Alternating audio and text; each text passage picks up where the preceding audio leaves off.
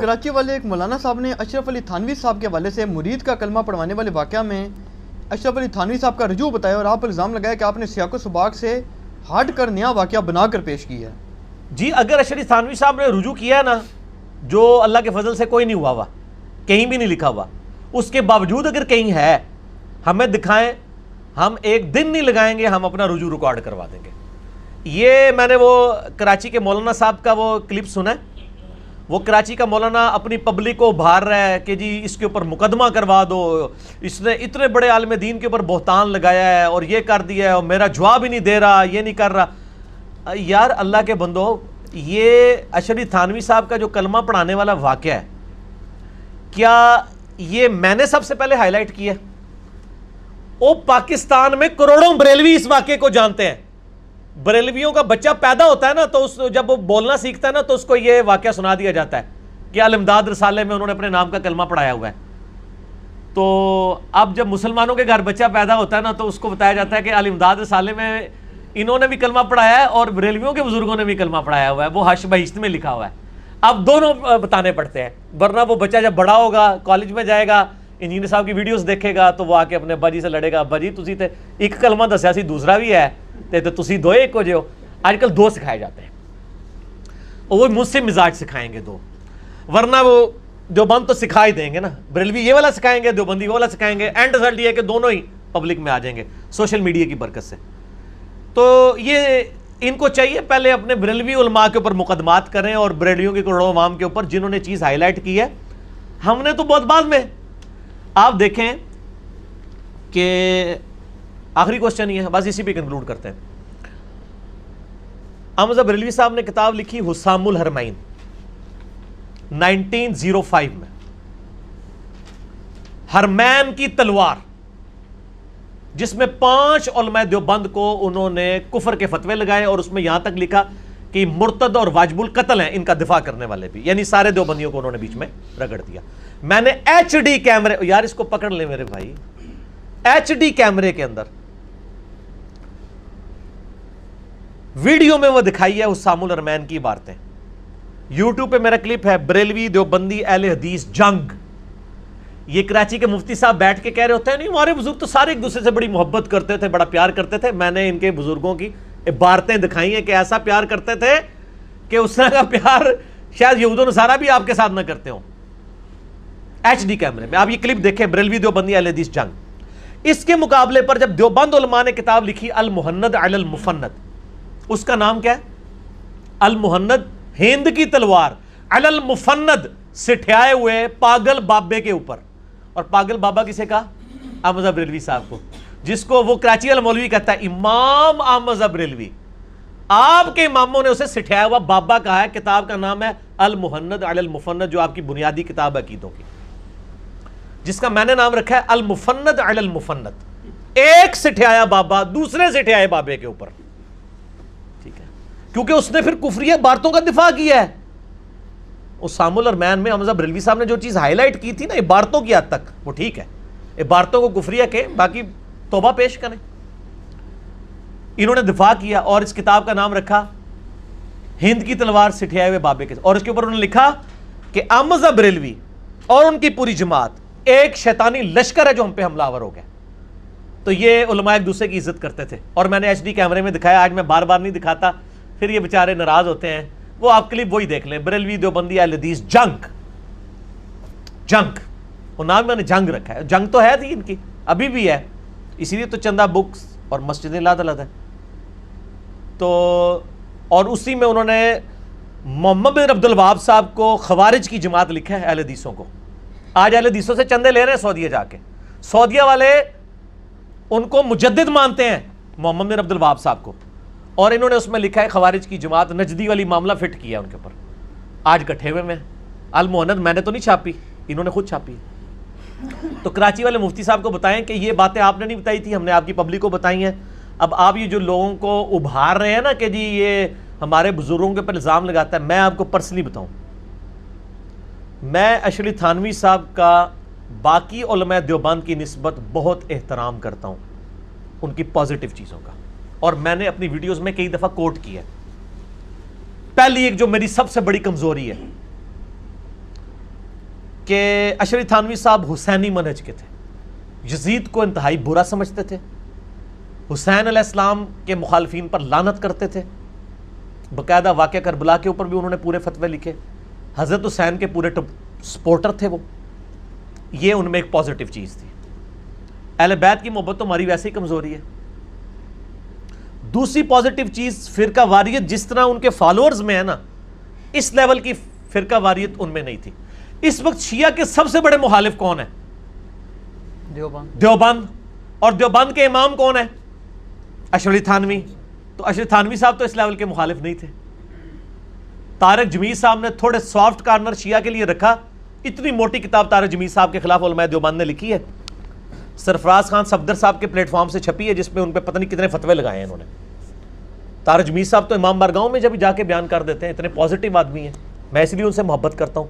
دوسرا وہ اہل بیت کے دفاع پہ کھڑے ہیں، حضرت حسین کی محبت انہوں نے عام کی ہے، کربلا پہ بات کرتے ہیں. تو اشرف تھانوی صاحب کے بارے میں ان کے اپنے شاگردوں نے نقل کیا ان کے ملفوظات کے حوالے سے، ان کے ساتھ جو یعنی ان کی تعارف پہ کتابیں لکھی گئی ہیں، اس میں وہ لکھتے ہیں کہ احمد بریلوی صاحب جو اشرف تھانوی صاحب تھے وہ ایک گاؤں میں گئے. اس گاؤں میں یا تو ہندو تھے اور یا شیعہ تھے، یا ہندو یا شیعہ، سنی کوئی نہیں تھا. تو اشرف تھانوی صاحب نے شیعہ سے پوچھا کہ یار تم میں اور ہندوؤں میں کیا فرق ہے؟ انہوں نے کہا کہ یہ محرم کا جلوس نہیں نکالتے، یہ جناب وہ پنجے نہیں اٹھاتے، تازیانے نہیں اٹھاتے، اور ہم محرم کا جلوس نکالتے ہیں. تو اشرف تھانوی صاحب نے فرمایا کہ یہ جو تم محرم کا جلوس اور یہ تازیانے جو نکال رہے ہو نا، یہ کبھی نہیں چھوڑنے، یہ نکالتے رہنا. کیوں؟ تاکہ ہندو اور مسلمانوں کا یہ فرق تو قائم رہے نا، بالکل ہی نہ اس طرف چلے جائے. اتنی پازیٹیو اپروچ ہو جس بندے کی کہ وہ کہے کہ چلو یار اس وقت تو ہم براڈر سینس میں دیکھیں کہ ایک طرف ہندو ہیں ایک طرف مسلمان ہیں، چاہے وہ شیعہ ہیں، وہ سنی ہو کے بھی شیعہ کے لیے اتنا نرم گوشہ رکھ رہے ہیں. تو مجھے تو اشرف تھانوی صاحب کی جتنی پازیٹیو باتیں میں نے پہلے بھی بیان کی ہوئی ہیں، آج نہیں کی ہوئی ہے، کئی سالوں سے بیان کر رہا ہوں. اس کے باوجود جب نبی صلی اللہ علیہ وآلہ وسلم کی باری آئے گی تو قرآن میں واضح ہے، لا ترفعوا اصواتکم فوق صوت النبی، نبی علیہ السلام کی آواز سے اپنی آواز کو بلند نہ کرنا ورنہ تمہارے اعمال اکارت کیے جائیں گے اور تمہیں خبر بھی نہیں ہوگی. اور بخاری میں موجود ہے یہ آیت حضرت ابو بکر و عمر کے بارے میں نازل ہوئی ہے رضی اللہ عنہما وعلیہم السلام، کہ وہ ایک مجلس میں آپس میں گفتگو کرتے ہوئے حضور سے آواز ان کی اونچی ہوگی، حضور سے نہیں گفتگو کر رہے تھے صلی اللہ علیہ وآلہ وسلم. تو نبی علیہ السلام کی سپورٹ میں اللہ نے آیت نازل کی کہ نبی کی موجودگی میں بھی آواز بلند کی، اعمال اکارت ہو جائیں گے. اس کے بعد بخاری کے الفاظ ہیں کہ حضرت عمر اتنا آہستہ بولتے تھے کہ نبی علیہ السلام کو آواز ہی نہیں آتی تھی. حضور کہتے تھے عمر تھوڑا اونچا بول. پھر قرآن میں ہے لا تقولوا راعنا وقولوا انظرنا، صحابہ کہتے تھے راعنا یا رسول اللہ صلی اللہ علیہ وآلہ وسلم، ہماری رعایت فرمائیے، یعنی ہمیں بات سمجھ نہیں ہے، اپنی بات کو ریپیٹ کریں. کافر اس کو بگاڑتے تھے، کہتے تھے رائینا. دیکھو صحابہ اپنے نبی کو کہتے ہیں اے ہمارے چرواہے، نعوذ باللہ، رائینا. تو اللہ تعالیٰ نے، اللہ کو پتا تھا کہ صحابہ اس نیت سے نہیں کہہ رہے، لیکن اللہ نے کہا یہ لفظ ہی چھوڑ دو کیونکہ میرے نبی کی شان کا معاملہ ہے. کہا لا تقولوا راعنا وقولوا انظرنا، تم کہا کرو یا رسول اللہ صلی اللہ علیہ وسلم انظرنا، ہمارا انتظار فرمائیے، ہم پہ نظر کرم فرمائیے، دوبارہ اپنی بات کو ریپیٹ کیجئے. یہ نبی صلی اللہ علیہ وآلہ وسلم کی عصمت کا معاملہ ہے.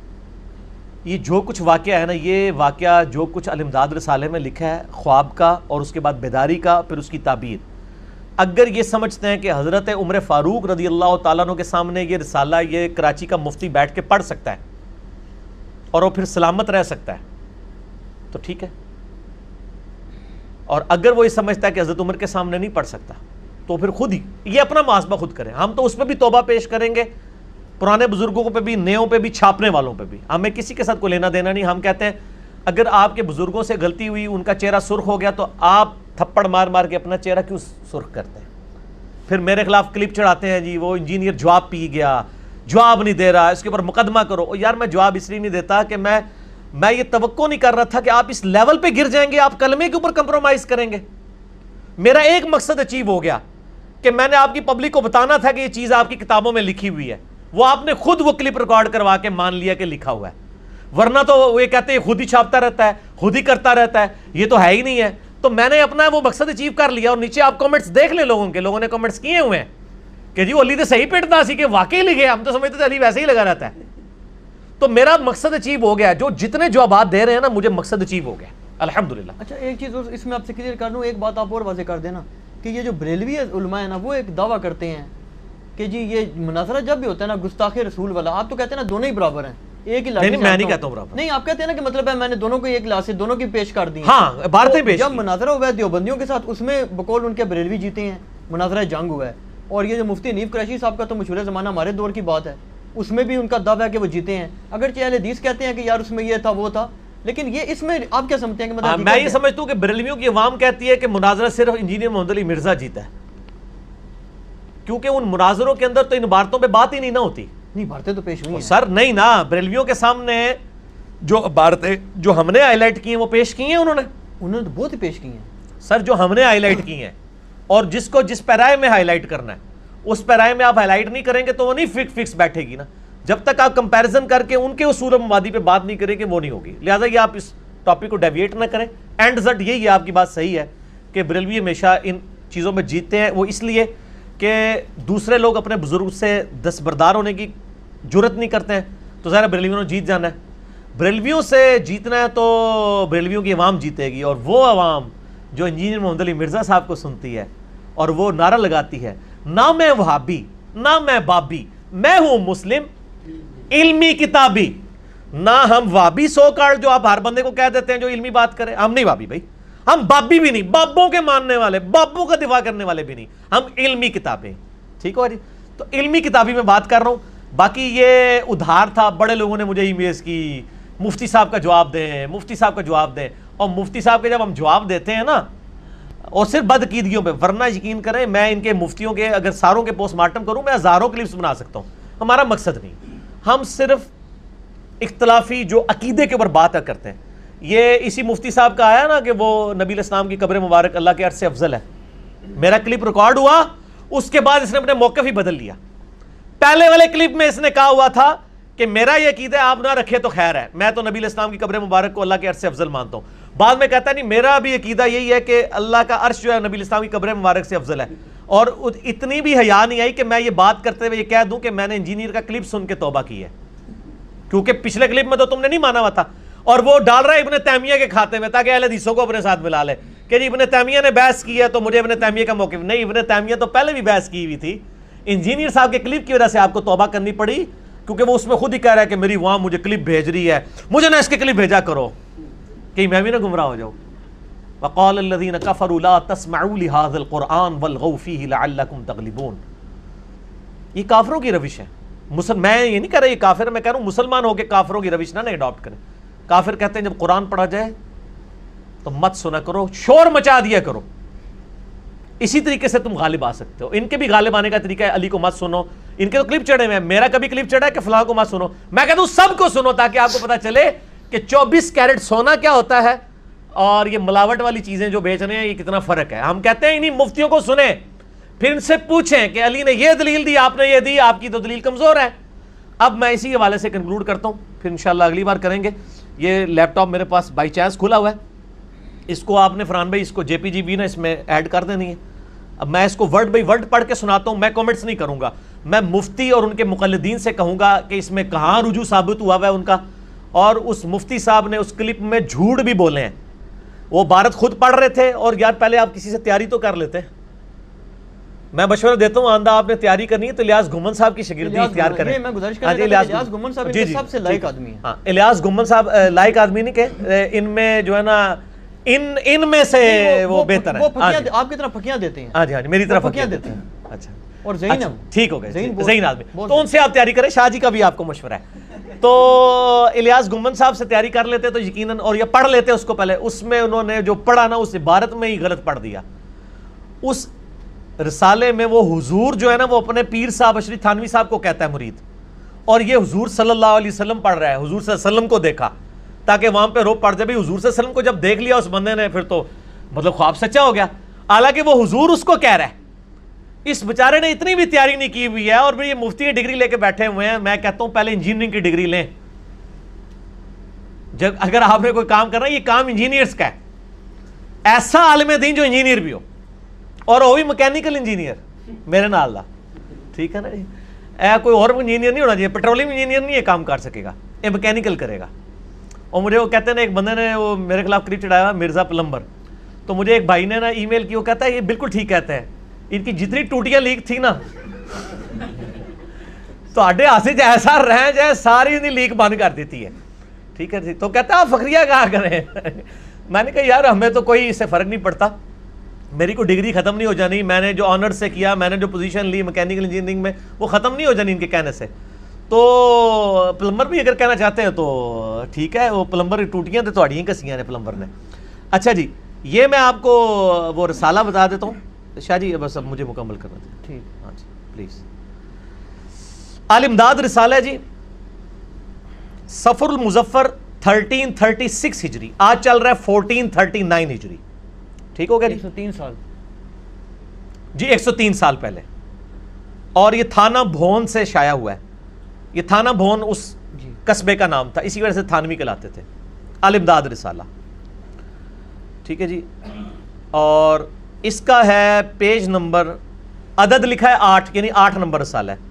پیج نمبر 34 اور 35 ہے. 34 کے اوپر سوال ہوا ہے. ٹھیک ہو گیا جی.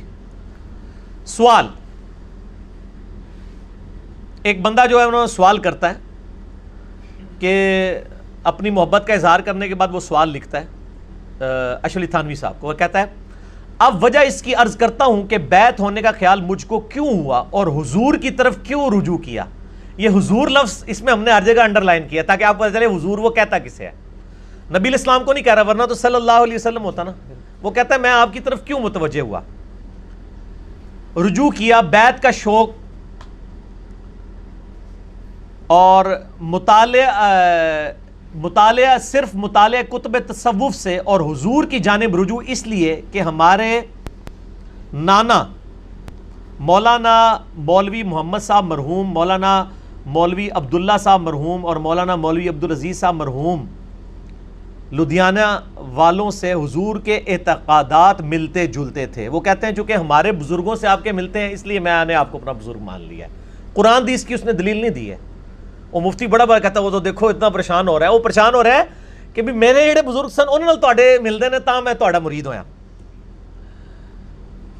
اس سے یہ غرض تھی کہ ہمارے نانا یا کوئی اور اپنے دادا وغیرہ علماء کے اعتقادات گو خراب ہی ہوں ان کو بلا وجہ ترجیح دی جاوے. اصل غرض یہ ہے کہ حضور کے اور بندہ کے اعتقادات بالکل ایک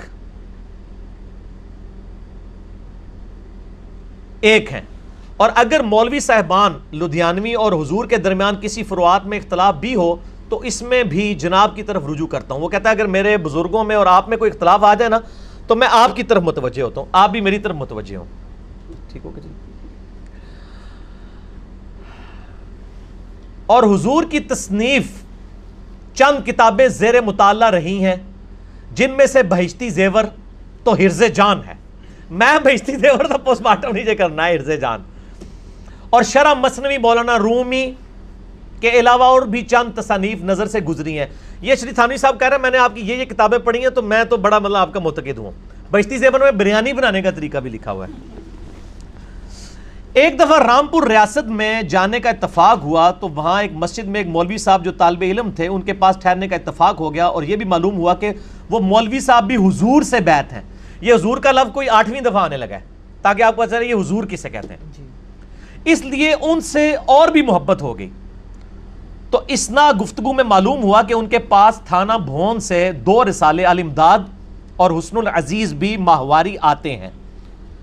یہ آل امداد رسالہ شریف تھانوی صاحب جو ماہنامہ نکالتے تھے، جس طرح بھی اہل حدیثوں کا الحدیث نکلتا ہے، سنہ نکلتا ہے، دیوبند کا بھی وہ نکلتا ہے، وہ ضرب قافلہ حق کے نام سے لیاس گمن صاحب کا، اس طرح وہ رسالے وہ بھی نکالتے تھے.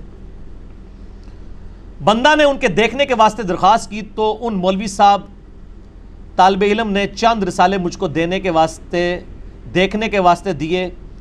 اور الحمدللہ جو لطف ان سے اٹھایا بیان سے باہر ہے. ایک روز کا ذکر ہے. اب وہ واقعہ آ رہا ہے جی جس کے اوپر ہے. اب آپ وہ واقعہ بھی سنیں اور اسی کلپ میں وہ کہتا نہیں یہ تو خواب میں ہے، پھر بعد میں اس نے پڑھ لیا بیداری، کہتا بیداری میں بھی ہے۔ ایک روز کا ذکر ہے، حسن العزیز دیکھ رہا تھا، یعنی وہ رسالہ، اور دوپہر کا وقت تھا کہ نیند نے غلبہ کیا اور سو جانے کا ارادہ کیا۔ رسالہ حسن العزیز کو ایک طرف رکھ دیا، لیکن جب بندہ نے دوسری طرف کروٹ بدلی تو دل میں خیال آیا کہ کتاب کو پشت ہو گئی ہے۔ اللہ اکبر، یہ ہوتا ہے بزرگوں کا احترام۔ اس لیے رسالہ حسن العزیز کو اٹھا کر اپنے سر کی جانب رکھ لیا۔ وہ کہتے ہیں وہ رسالے کو پیٹ ہو رہی تھی، ٹھیک ہے؟ اور قرآن کیا کہتا ہے؟ وقال الرسول یا رب ان قوم اتخذوا هذا القرآن مہجورا۔ قیامت والے دن نبی علیہ السلام شکایت کریں گے کہ اللہ میری امت نے قرآن کو پیٹ کے پیچھے ڈال دیا تھا، یعنی تعلیمات چھوڑ دی۔ اور وہ کہتے ہیں میں نے رسالہ سر کی جانب رکھا اور سو گیا۔ کچھ عرصہ کے بعد خواب دیکھتا ہوں کہ کلمہ شریف لا الہ الا اللہ محمد رسول اللہ صلی اللہ علیہ وآلہ وسلم پڑھتا ہوں، لیکن محمد رسول اللہ کی جگہ حضور کا نام لیتا ہوں۔ محمد رسول اللہ کی جگہ حضور، اگر یہ حضور صلی اللہ علیہ وسلم ہو تو وہ تو انہی کا نام لے رہا ہوں نا۔ یہ حضور کس کو کہہ رہا ہے؟ اشرف تھانوی۔ یہ اس مفتی صاحب کو نہیں پتا چلا، اس نے کسی نے پڑھایا بھی نہیں ہے، وہ حضور صلی اللہ علیہ وسلم بھی پڑھتا گیا نال نال۔ اتنے میں دل کے اندر خیال پیدا ہوا کہ تجھے غلطی ہوئی کلمہ شریف کے پڑھنے میں، اس کو صحیح پڑھنا چاہیے۔ یہ خواب میں وہ کہہ رہا ہے مجھے ہوئی، اس خیال سے دوبارہ کلمہ شریف پڑھتا ہوں۔ دل پر تو یہ ہے کہ صحیح پڑھا جاوے، لیکن زبان سے بے ساختہ بجائے رسول اللہ صلی اللہ علیہ وآلہ وسلم کے نام کے اشرف علی نکل جاتا ہے۔ حالانکہ مجھ کو اس بات کا علم ہے کہ اس طرح درست نہیں، لیکن بے اختیار زبان سے یہی کلمہ نکلتا ہے۔ 2-3 بار جب یہی صورت ہوئی تو حضور کو اپنے سامنے دیکھتا ہوں۔ اب یہ کون سا حضور ہے جس کو وہ دیکھ رہا ہے؟ اشرف تھانوی۔ اس کو اس مفتی صاحب نے پڑھ دیا، حضور صلی اللہ علیہ وسلم کو سامنے دیکھتا ہوں، سامنے سارے کہتے ہیں اچھا تو حضور کو خواب میں دیکھ لیا تو سچا خواب ہے۔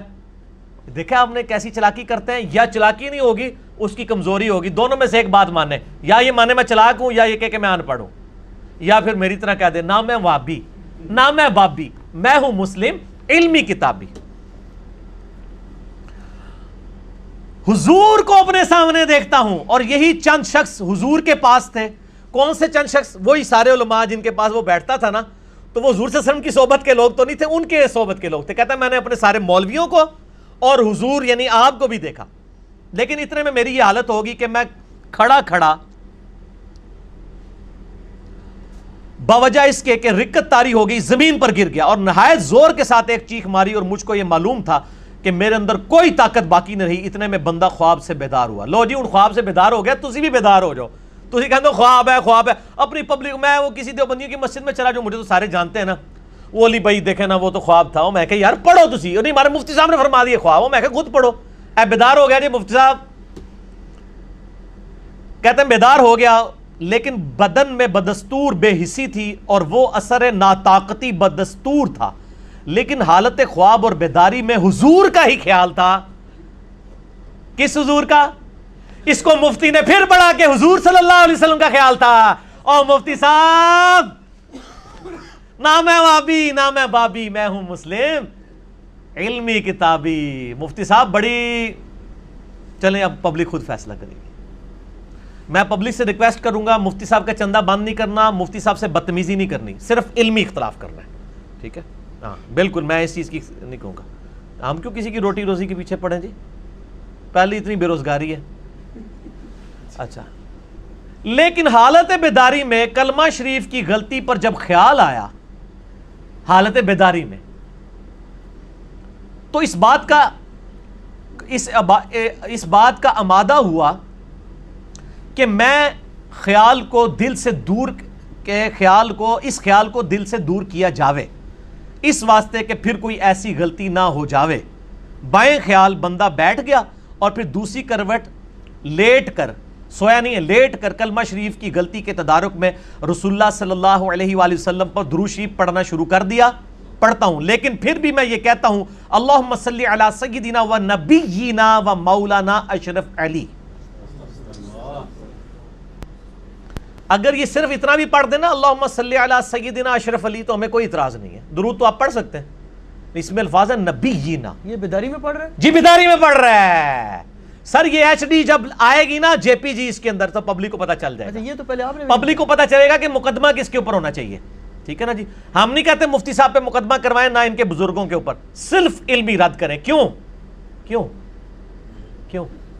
کیونکہ نہ میں وہابی نہ میں بابی, میں ہوں مسلم علمی کتابی, میری مجبوری ہے. نہ میں تکفیری ہوں نہ میں وہ فتوے لگانے والا ہوں, میں تو علمی کتابی باتیں کروں گا. وہ کہتے ہیں میں نے پھر تدارک کیا کہ چلو نبی علیہ السلام کو خوش کروں کہ میرے سے یہ نکلا ہے, تو میں بیداری میں بھی کلمہ غلط پڑھا, پھر بیداری میں درود بھی غلط پڑھا. حالانکہ اب الفاظ دیکھیں, وہ کہتا ہے میں نبینا و مولانا اشرف علی پڑھ رہا تھا, حالانکہ اب میں بیدار ہوں, خواب بھی نہیں ہے لیکن بے اختیار ہوں, مجبور ہوں, زبان اپنے قابو میں نہیں. یہ کہتے ہیں بزرگوں کی نسبت اختیار کریں آپ اللہ تک پہنچیں گے. جو بزرگوں کی نسبت اختیار کر کے بزرگوں کے ناموں کے کلمے اور درود پڑھنے شروع کر دیں تو ہم تو پہلے بزرگ. اچھا وہ مفتی صاحب پوری اس ویڈیو میں نا اس بندے کا دفاع کرتے رہے, وہ بندے سے چھڑ دے, اسی کہہ رہے ہیں بندہ جسے لڑ لگے وہ گل کرو, اور پھر آپ تو کہتے ہیں بزرگوں کے ساتھ اٹیچ ہو, بزرگوں کے ساتھ اٹیچ ہو کے یہ رزلٹ نکل رہا ہے. اس نے تو جو بندہ نا, وہ پیر نصیر الدین نصیر صاحب کہتے تھے آج کے دور میں تو مرید ہونے کا مطلب ہے اپنا ایمان ہی برباد کر لو. ان کی کتاب بھی ہے پیری مریدی کی شرعی حیثیت, ان کا یہ پیر کو چھوڑ رہا خیال مانوی تو گوا دیں گے. تو یہاں پہ وہ دیکھیں وہ کہہ رہے کہ میں مطلب بیدار بھی ہوں پھر بھی بے اختیار ہوں. یہ فیض پہنچ رہا ہے نا, اس لیے زبان اپنے قابو میں نہیں. اس روز ایسا ہی کچھ خیال رہا تو دوسرے روز بیداری میں رکت رہی, خوب رویا. اور بھی بہت سی وجوہات ہیں جو حضور کے ساتھ باعث محبت ہیں. کہاں تک عرض کروں؟ حضور کون؟ اشری تھانوی صاحب. اے حضور جڑا ہے نا لفظ گاٹے فٹ ہو گیا. وہ کہتا ہے حضور میں اور کیا کچھ لکھوں آپ کو, کئی باتیں تھیں بس یہ میری. اے شاہ جی نقوی صاحب تانوں کوئی بندہ لکھے کہ میں تواڈے نام دا کلمہ پڑھیا ہے, بیدار بھی ہو رہا ہاں, میں تواڈا بڑا متقید ہاں, تسی کہاں مروں پروان لگا یار میں بھی کتے دوزخی نہ تیری وجہ ٹر جاواں, یہی کہیں گے نا آپ؟ کوئی عام بندہ بھی. اسی لیے ہم کہتے ہیں کہ عام لوگ تو یہ جرت بھی نہیں کریں گے. یہ سوال اتنا لمبا 50 لائنوں کا جواب, ایک لائن کا جواب. اس واقعے میں تسلی تھی, اس خواب میں نہیں, واقعے میں. واقعہ مینز خواب پلس بیداری. اس واقعے میں تسلی تھی کہ جس کی طرف تم رجوع کرتے ہو, کس کی طرف رجوع کر رہے ہو؟ حضور کی طرف. حضور کون؟ اشری تھانوی. نبی علیہ السلام کی طرف سے رجوع کیا ہی نہیں اس نے, نہ ہوا ہے, کوشش بھی کی تھی تو نہیں ہویا, کیونکہ فیض حضور دا جو پہنچیا سی. حضور صلی اللہ علیہ وآلہ وسلم دا نہیں, خالی حضور دا, چھڑے حضور. ٹھیک ہو گیا جی. اس واقعے میں تسلی تھی کہ جس کی طرف تم رجوع کرتے ہو وہ بعون ہی تعالی, یعنی اللہ تعالیٰ کی مدد سے متبع سنت ہے. بس جواب ختم. ساتھ انہوں نے ڈیٹ ڈال دی ہے 24 شوال 1335 ہجری. ٹھیک ہے جی, 1335 ہے, یہ 36 ہے, 35 ہے, 36 کا رسالہ ہے. اور یہ خواب جو ہے وہ, اور یہ واقعہ جو پورا ہے بیداری والا, یہ میں خواب میں کیا دیکھتا ہوں کہ میں کلمہ پڑھتا ہوں لا الہ الا اللہ اشرف علی رسول اللہ والعیاذ باللہ. پھر میں بیدار ہو کر بھی بے اختیاری میں پڑھ رہا ہوں اللہم صلی علی سیدنا و نبینا و مولانا اشرف علی نبینا. استغفر اللہ. پھر اس نے جب یہ واقعہ وہاں بھیجا اور کہا کہ حضرت میں بڑا پریشان ہوں, خواب میں بھی پڑھ رہا ہوں بیداری میں بھی, کیونکہ ان کے مولوی کہتے ہیں تو خواب ہے جی, خواب میں تو اختیاری کوئی نہیں ہوتا, اس میں الفاظ ہے بیداری میں بھی پڑھ رہا ہوں. اچھا اب آپ کو کوئی بندہ یہ خط بھیجے کہ جی حضرت میں نے خواب میں دیکھا ہے کہ میں آپ کے نام کا کلمہ پڑھ رہا ہوں اور بیداری میں بھی میری زبان پہ یہی کلمہ جاری ہے, تو آپ کو کیا کہنا چاہیے کہ بھائی توبہ کر, تیرے اوپر اتنا بڑا شیطان کا حملہ ہو چکا ہے کہ تو اتنا شیطان کے ہتھے چڑھ گیا کہ تیرا اپنا اختیار ہی ختم ہو گیا اور تو یہ کام کر رہا ہے. یہی ہونا چاہیے نا. ایک موچی سے شرابی کبابی سے پوچھ لے وہ بھی یہی کہے گا, میرے زیادہ گناہگار آدمی بھی یہی کہے گا. لیکن اشری تھانوی صاحب نے کیا جواب دیا؟ ان کا اس واقعے میں تسلی تھی کہ جس کی طرف تم رجوع کرتے ہو, یعنی تمہارا جو پیر, یعنی کہ میں خود, وہ اشری تھانوی صاحب ان کا مرید تھا نا, وہ بعون ہی تعالی متبع سنت ہے, یعنی تمہارا پیر اللہ کی مدد سے سنت کا عامل ہے. اس لیے تمہیں یہ خواب دکھائی گئی ہے کہ تم اپنے پیر کے نام کا کلمہ پڑھ رہے ہو اور اس کو نبی مانتے ہوئے اس پر درود پڑھ رہے ہو. پریشانی کی کوئی مسئلہ نہیں ہے کہ اس میں تو تسلی میرے لیے ہو گئی ہے. اچھا اب مجھے بتائیے اس مرید کو تو چھوڑیں, یہ جو جواب دے رہا ہے بندہ اس کے اوپر کیا فتویٰ لگے گا؟ چلو وہ تو ہوش میں نہیں تھا, یہ تو ہوش میں ہے نا, یہ تو خواب نہیں دیکھ رہا, تو یہ میں اس لیے بتا رہا ہوں کہ ہر طریقے سے بچانے کی کوشش کرتے ہیں، اور یہ نہ سمجھیے گا کہ وہ ان چیزوں کو مانتے نہیں، اس پہ مناظرے کرتے ہیں پورے. اللہ اکبر، استغفر اللہ. یہ جناب پورا جواب ہے. اب اس مفتی نے جب آگے پڑھا تو اس نے آگے سے خود سے بھی کوئی لگایا ہوا ہے کہ اگر یہ میں نے صحیح تعبیر کی ہوگی تو وہ ٹھیک ہو، مطلب وہ میں نے اگر یہ شیطان کی طرف سے ہوگا تو ٹھیک ہے، شیطان کی طرف سے ہوگا، اگر صحیح تعبیر کی ہوگی تو وہ اس کا ثواب ملے گا، اگر مجھ سے غلط ہو گئی ہے تو یہ وہ خود سے جملے بنا رہا ہے، حالانکہ اس میں کہیں نہیں لکھے ہوئے ہیں. یہ ہم ایچ ڈی چڑھائیں گے، پھر ہم ان کے پبلک سے کہیں گے ہم آپ پہ دعوت توبہ اور اصلاح پیش کر رہے ہیں، ہم کوئی تکفیر نہیں کر رہے، علمی کتابی باتیں کر رہے ہیں. یہ اب لوگ چاہ رہے تھے تو میں نے اس کو ریکارڈنگ کر دیا، اور کوئی جواب نہیں لکھا. جو کچھ اس نے پڑھا وہ جھوٹ پڑھا، غلط پڑھا. اور میں آپ کو ایک بات بتا دوں شاہ جی، میں نے اس کے اوپر کئی مہینے صبر کیا ہے. میں نے ان کے لوگوں کو ای میلز کیے ہیں کہ تمہارا مفتی جو کچھ پڑھ رہا ہے اس کو کہو کہ وہ اپنی صحیح ریکارڈنگ کرائے یا مجھے حوالہ دے، ادروائز پھر میں جواب دوں گا تو پھر وہ شکوہ نہ کرے، کیونکہ ہماری تو کوشش، ورنہ تو یہ تو فوراً کلپ چڑھا دیتے ہیں نا، ہم صبر کرتے ہیں. ٹھیک ہے، میں نے پورا صبر کیا، حوالے لکھے، کوئی جواب نہیں آیا. جواب یہی آتا ہے مفتی صاحب فلاں جگہ گئے ہیں، پوچھیں گے کریں گے. ان کو یہ پتہ چل گیا تھا کہ مفتی صاحب سے مس ہینڈل ہوا ہے مسئلہ. اب بھی ہم ان پہ دعوت توبہ اور اصلاح پیش کرتے ہیں، اور اینڈ پہ ان سے کہتے ہیں کہ آپ کتاب و سنت کے منہج پہ آئیں. اور ایک بار کہہ دو، نہ میں وابی نہ میں بابی، میں ہوں مسلم علمی کتابی. اللہ تعالیٰ سے دعا ہے جو حق بات میں نے کہی اللہ تعالیٰ ہمارے دلوں میں راسخ فرمائے. اگر جذبات میں میرے منہ سے کوئی غلط بات نکل گئی تو اللہ تعالیٰ ہمارے دلوں سے ہی محو کر دے. ہمیں کتاب و سنت کی تعلیمات پر عمل کر کے دوسرے بھائیوں تک پہنچانے کی توفیق عطا فرمائے. سبحانک اللہم و بحمدک، اشہد ان لا الہ الا انت، استغفرک و اتوب الیک. ایک دفعہ درود شریف پڑھیں جی، چونکہ اب یہ دوسرے والا درود پڑھا تو صحیح والا بھی پڑھو. اللہم صلی علی محمد وعلی آل محمد کما صلیت علی ابراہیم وعلی آل ابراہیم انک حمید مجید. اللہم بارک علی محمد وعلی آل محمد کما بارکت علی ابراہیم وعلی آل ابراہیم انک حمید مجید. اصلی کلمہ اسلام بھی پڑھ دیں، لا الہ الا اللہ محمد الرسول اللہ وما علینا الا البلاغ المبین.